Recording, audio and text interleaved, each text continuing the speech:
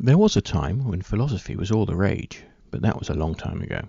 Nowadays, most philosophers have abandoned the really big questions, presumably because they find them too tricky, and content themselves with asking and failing to answer questions like what is art.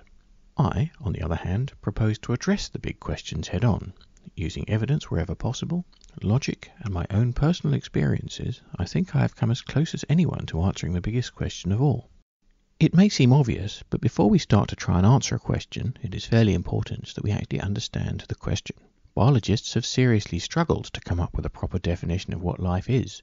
The best they have come up with are the 7 signs of life, which are movement, respiration, sensitivity, growth, reproduction, excretion, and nutrition. Even that is somewhat dubious, as under certain conditions a flame might be said to display all of these properties.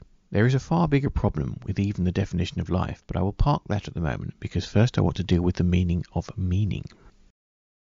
Clearly these dictionary definitions were not written from a philosophical perspective, but intended to convey does rather imply that a meaning has to be in some way deliberate.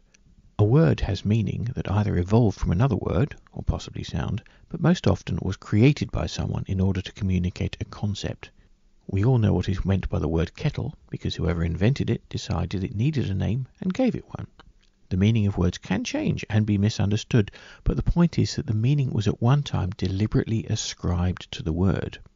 What about the meanings of more abstract things, like a painting, for instance?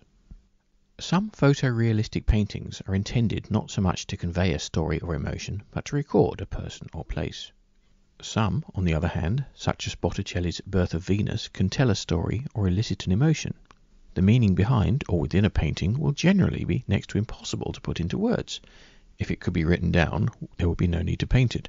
But without doubt, some paintings do have meanings. If you accept this, then there are only 2 places the meaning can come from, the artist or the viewer. So what about something natural, like for instance a rock? What does that mean? Well, it might mean one thing to me and quite another, or nothing at all, to you. The thing is that if, and it is a colossal if that we will delve into shortly, it has no creator, then any meaning that this rock might have must come from the viewer. I met a chap once that said he lived for skateboarding. It was his absolute passion, obsession even. He seriously told me that he was born to skateboard, and that when he became too old, then his life will have lost all meaning. Who am I to disagree? Other people have their own personal meanings to life, be it music, partying, or whatever. Again, who can tell them they are wrong? These people have given their own meanings to their lives, whether they have reasoned this out rationally or believe that they are genetically programmed or preordained to it. Even they would admit that this is a personal meaning for them and not applicable to the whole human race. This is not the sort of meaning we are looking for here. From a biological perspective, it seems that the meaning of life is to procreate and perpetuate the species. This sort of meaning does apply to the whole human race, although not every member is willing or able to adopt it. It does not appear to require the existence of a creator, so where does this meaning come from? Could it be from nature itself? Could it be that a meaning could evolve from natural laws? In principle it could, but that is not to brush the idea of a creator under the table, because this surely is absolutely fundamental to the question. In fact, it seems likely that we will need to answer this creator question before we can answer the main one. I will now return to the issue I parked earlier, the issue of the definition of life.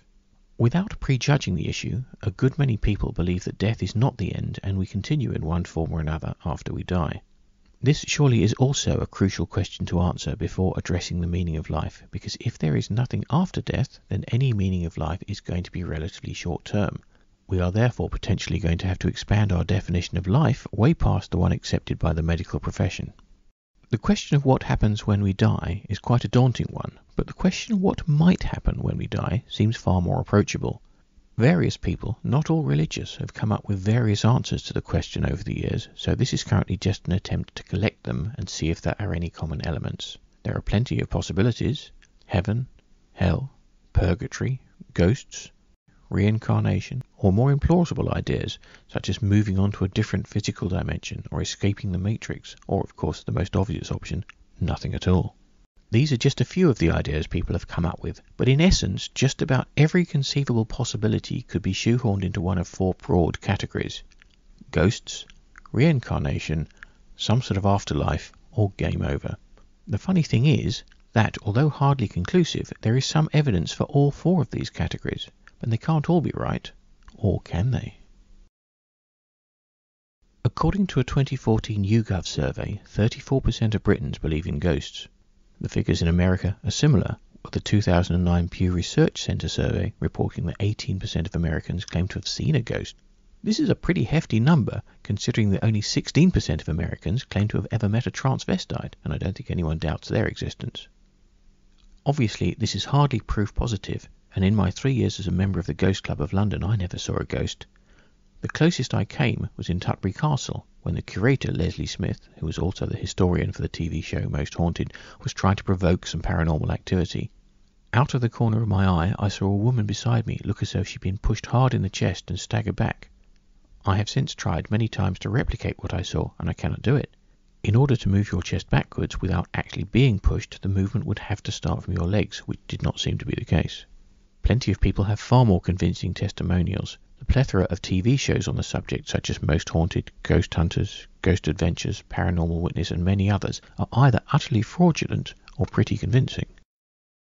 The idea of reincarnation goes back way beyond the time of Socrates, Plato, and Pythagoras, all of whom believed in it, to at least 1500 BC, when the earliest records of Hinduism are found. Reincarnation is also central to Buddhism, Jainism, Sikhism, Theosophy, and several other religions, and it seems that around half the world's population believes in reincarnation. There are many examples of people who remembered past lives. Most are from countries and cultures where reincarnation is the prevailing belief. Most are vague and unconfirmable, but not all. Take the case of Jenny Cockell, for instance. She was a Northamptonshire housewife who from her earliest years could remember snippets of a previous life as an Irish housewife and mother of 8. These memories became so clear that she was able to draw a map which included shops, roads, a railway station, and her home. She remembered that her name had been Mary Sutton, and after visiting a hypnotist remembered many more details. After much research, the map she had drawn corresponded to a small village north of Dublin called Malahide. There had been a Mary Sutton there who died 24 years before Jenny was born. When Jenny finally went to Malahide, her recollections were so detailed that some of Mary's children were convinced they were speaking to their own mother. Another argument for reincarnation, which could be dismissed as just wishful thinking, is that if there is going to be any sort of afterlife at all, then reincarnation, along with the idea of karma, seems by far the fairest. If you die at the age of 2 weeks old, when you have never had an impure thought and all you've ever done is produced sick and green poo, then what point can that life have had? If you have not done enough to enter the gates of heaven, then that seems a bit unfair, and if you are let in because you have not sinned, that seems a bit like a free pass. Here I am lumping in all forms of afterlife, heaven, hell, Olympus, Valhalla, etc., but since heaven is currently the most accepted version, I will concentrate on that. The idea of heaven is never very far away from the idea of a god or gods. Usually it is some sort of reward for leading a pure life or dying well in battle, but it need not be. Some reported near-death experiences start with the bright light and end up with reports of heaven. One of thousands of such testimonies is that of Crystal McVie, an American who claims that she was never really convinced of God's existence until she died in hospital and went to heaven. There she was given the choice of staying or returning to Earth to look after her 4 children. If that was an isolated incident, it could be easily dismissed, but it is far from it, and apparently the hospital staff confirmed that she was clinically dead during that time.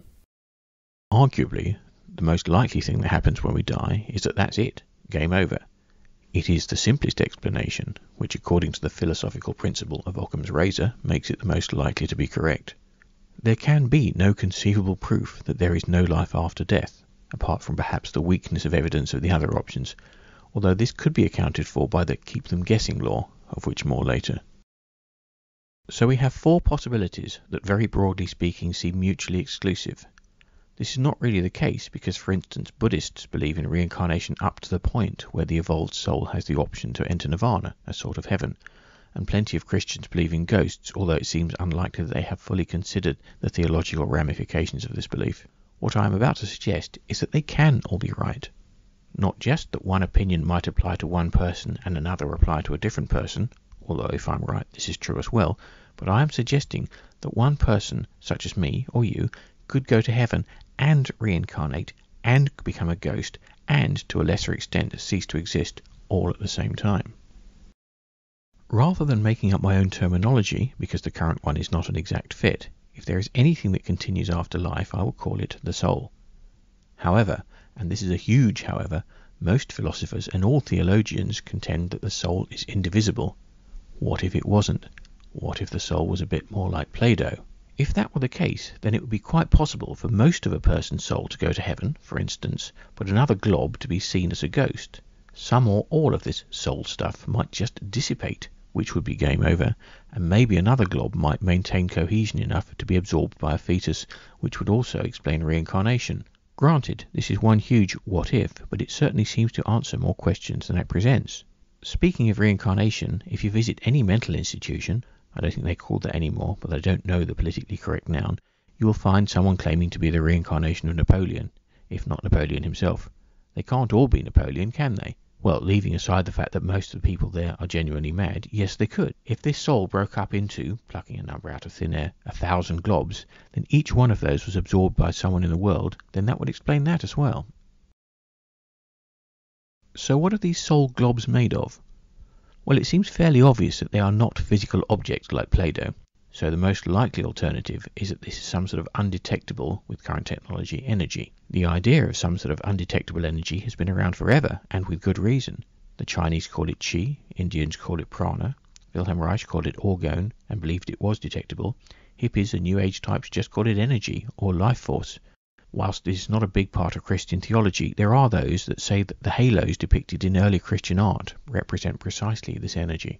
I could say that it doesn't matter what you call it, it's all the same thing, but it's not exactly the same thing. None of these groups ever went so far as to say that this is what the soul was made of, nor should they, because it isn't. But this energy, or more likely these energies, are some of the building blocks. So they try to... This does not work for everyone, but if you can, give it a go. Try rubbing your hands together and then placing them as though you were holding a large grapefruit between them, with your fingers as close to each other as you can get them without actually touching. More than half the people I have tried this with feel a sort of tingling between their fingers. This is similar to the healing energy that spiritual healers and Reiki practitioners use all the time, although they try to channel the energy from the universe rather than using their own personal energy to heal people. This is just one sort of energy though. Another form of energy is sexual energy that tantric practitioners in the East have studied at some length. This is as much about breathing exercises, esoteric yoga and intimacy as it is about what is euphemistically known as sensual massage. Nervous energy is another sort of energy that nobody has studied much, as is anger. These 4 types of energy and many others, probably many hundreds of others, all go up to make the soul. It is not particularly like the electromagnetic spectrum, but perhaps the analogy might be useful.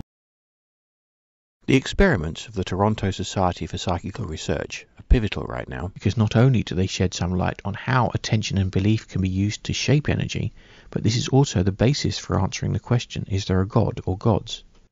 Please do not proceed until you have watched the video. As far as I can see, the only coherent argument for a creator is just how well thought out life on Earth seems to be. Also, whilst no rational person would disagree with Darwin's theory of evolution, it does not seem to me to explain everything. Taking the second point first, Darwin's position is that any member of a species that flukes an adaptation that increases its chances of procreating, like being able to survive longer, will pass that adaptation on to its offspring. You would think that being able to fly would be a pretty good survival trait, wouldn't you? The evolution of wings, however, seems to be a bit unlikely. Either you have a bunch of insects and dinosaurs hopping about and one of them miraculously turns up with fully functioning pair of wings, or they are like flightless birds whose wings got bigger and bigger and stronger until they work. Well, I see non-working wings as far more of a liability than a positive survival trait. Plus, every flightless bird on the planet is evolving away from flight and not towards it, so presumably we're being asked to accept that these working wings just popped out of thin air. Sorry, but I just don't buy it. This is not an argument for creator. I just think it seems a bit more plausible that species evolve partly through survival of the fittest, but also through what they need or even want. There are countless examples I could use for how well thought out things seem to be, but I will use one that continues from the previous argument. Take getting old, for instance. That is hardly a survival trait, is it? Getting old is bad for the individual, and probably bad for the species. If competition was higher, then the necessity to evolve would be greater. Life would be a good deal more brutal, but since when has evolution ever cared about that? If there is life after death then not getting old would stop some animals from getting there. The death of anyone is always a tragedy, but never more so than the death of a child. When you have reached your 70 years, the old body is wearing out, and you can look back on a life well lived, and you're not likely to manage much more, then I think that dying, which is never going to be something to relish, is somehow a bit more acceptable. I consider myself fairly bright, but if I was designing life, I doubt I would have thought of that. I do not claim to be an expert on the Big Bang, but as I understand it, before the universe, or multiverse, existed, there was no space and no time. The question of what came before then is meaningless. There was no before, and so it follows that there cannot have been a creator, because even if it did not need the space, it would have needed the time to get anything done. So here we seem to have got ourselves into a right old pickle. If we are leaning towards some sort of God, and we have dismissed the possibility that he created the universe, where did it come from? Well, maybe if we substitute the word God for universal intelligence, we might be able to argue that it is a natural function of the universe that arrived and evolved and expanded as the universe did. I would be the first to admit this is a highly unconvincing position, but it does seem to be the only one that fits the facts as I see them. In order to try and explain matters further, I'm going to start an argument very close to its end and return to Philip the Ghost. When ancient man first came across a grove or spring or waterfall, they must have seemed like mystical places. Well, we know this is the case. Early in prehistory, there is evidence of sacrifices to sacred wells. Originally, they were not places of worship, but objects of worship. When people worship something for any length of time, then the energy of the place responds. They tend to gather the energy precisely like Philip the Ghost. Some of these sacred places may have become popular. If a dozen Canadians can create a working ghost in a year, try and imagine what an entire tribe might create, albeit inadvertently, in a decade. It is no coincidence that the earliest religions had pantheons of gods. When they became self-aware and realized that what they needed to grow was more intention and worship. Move on 10,000 years, and it is perhaps with the benefit of hindsight predictable. One or two might work out that if they could be accepted as the one true God, they would get all the food. Can you begin to imagine what you will end up with if literally millions of people worship a particular God over centuries? I have tried to rationally argue with Christians, and it simply doesn't work. As often as not, having lost every logical argument, they will say something like, well, I don't care what you say, I know God exists. And you know what? They're right. They are very wrong about one thing, though. God did not create man. Man created God. This is all well and good, but certainly does not explain how life came into being in the first place. Well, one of the types of energy we mentioned when talking about Reiki and spiritual healing was the energy of the universe. So clearly you don't need human intelligence to have energy. There are other types of energy as well, such as the energy of a sun or a waterfall. This is not confusing power of the electrical type with the sort of energy we are talking about. Sometimes things can have both. I used the expression gathering energy when we were talking about the early gods and Philip the Ghost. If the universe is full of energy, then even if it is of a limited type and highly diluted, then given enough time it seems inevitable that some will gather together naturally. It rather looks as though we may have discovered the origins of the universal intelligence now. Bloody hell, that's quite deep. Okay, so where are we so far? We have discovered or worked out where the universal intelligence came from. This is not the same as the Christian God, but we have explained where he came from as well, and our explanation covers where religious people get their faith from, miracles, and much more. If we came from this universal intelligence, then it seems unlikely that when we die, that's it. So we have also discovered what happens when we die, i.e. the four possibilities we mentioned earlier, or any permutations or variations of them. In fact, I would go further. Since it seems that energy seems to do what is imagined of it, which of the four possibilities happen to you will probably depend to a great extent on what you want or expect. This would explain why, as I mentioned before, most of the evidence of reincarnation comes from countries and cultures where it is the prevailing belief. Because it is the prevailing belief, it is more likely to happen, and if it is more likely to happen, then there is more likely to be some evidence of it. So to a greater or lesser extent, if we know what we are doing, we can decide for ourselves what happens when we die. Well, that sounds like pretty good news. We had pretty much decided earlier that meanings don't just appear out of thin air. We have talked a bit about personal meanings and biological meanings, but surely if there is a purpose to life, then it is more than just sowing our metaphorical seeds. Then the place to find it is the universal intelligence, since it seems more than likely that's where it came from. It may be that this universal intelligence is so much more intelligent than we are now that we can barely comprehend it, but when it first came into being, it would have had only the rudimentary intelligence and known absolutely nothing. Its options, not that it would have understood the term, must have been extremely limited. In order for it to amount to anything, it would have to expand and evolve. There is no reason to suppose it is doing anything else now. It should be apparent that the more energy this universal intelligence can subsume, the better. Astronomers were astounded when less than 100 years ago Edwin Hubble discovered the universe was expanding. I'm not sure that even now they have explained how or why, and that's another mystery we have solved without even trying. I referred to this energy earlier as the food of the gods, and it really is. When it comes to food, quantity is good, but once you have met your nutritional needs, then quality becomes progressively more important. Once this universal intelligence had come to terms with its own existence, which undoubtedly took billions of years, all it would really know would be things like stars, planets, black holes, pulsars and such like, and energy. We have ascertained that there are many types of energy, some natural, most tied in with life and human or possibly similar emotions. You are going to get more emotion from millions of little humans than one big one, and I'm sure that the universal intelligence had become sufficiently intelligent to work this out for itself. Also, in general terms, in the search for knowledge, when it comes to finding things, it is often helpful to split up. When I say splitting up, that is precisely what I mean. I do not think that even the universal intelligence can create energy out of nothing. I also suggested that the energy of the universe was quite diluted compared to life energy. To create other forms of life, because the universal intelligence has to be alive by the expanded definition we were obliged to adopt earlier, it could round up loose energy, but why would it do such a thing? It would be giving us the food that it needs, and then having to recover it and the knowledge and experience it has gained whilst using it. Far more likely is that our energy is still part of the universal intelligence, and always will be, even if a bit later some of it becomes a ghost and another bit reincarnates. This would give it instant access to our growing and evolving, and as we grow and evolve, so will it. This all sounds very New Age and satisfactory. There are, however, two rather large problems with this.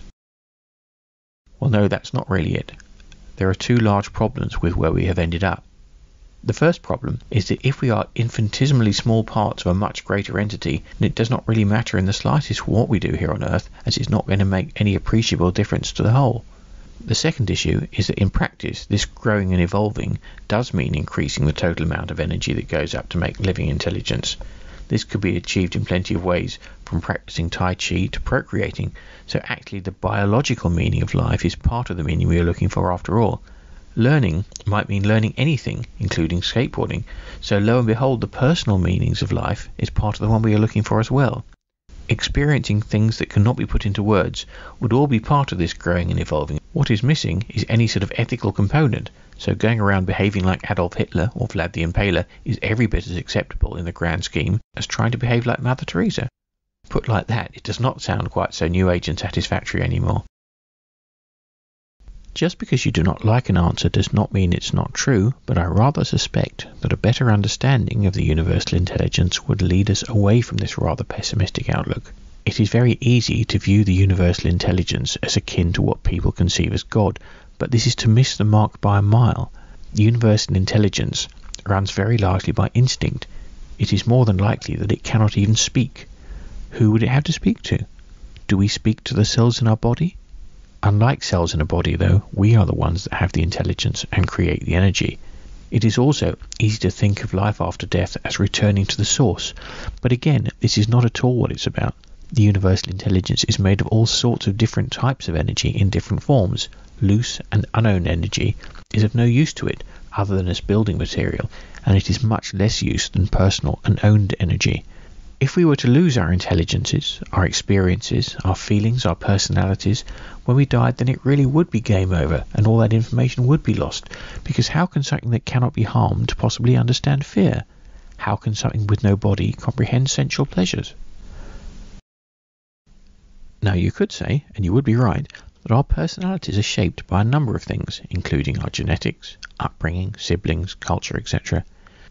If, as I've been saying all along, this is the case, we arrived here on Earth via a few past lives, a sojourn in paradise, a spell haunting a ruined castle, then all of these other experiences would have their own memories, their own outlooks and personalities.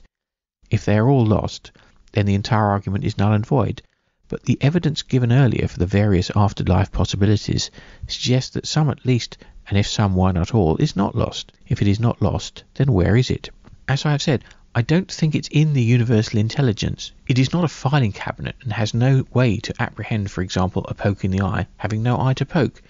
It seems unlikely that these things are stored in the brain, because that begs the question of how did they get there, and the brain grow from a single cell which would not hold anything. It seems then that the soul of which we are aware is something like the tip of an iceberg, but even that does not really explain where the rest of the stuff lives. There is a way out of this, but it involves getting pretty deeply down into the nature of time. According to Einstein and others, time is a physical dimension, just like length and breadth and height. The reason it does not seem like it or act like it is because we live in a three-dimensional universe.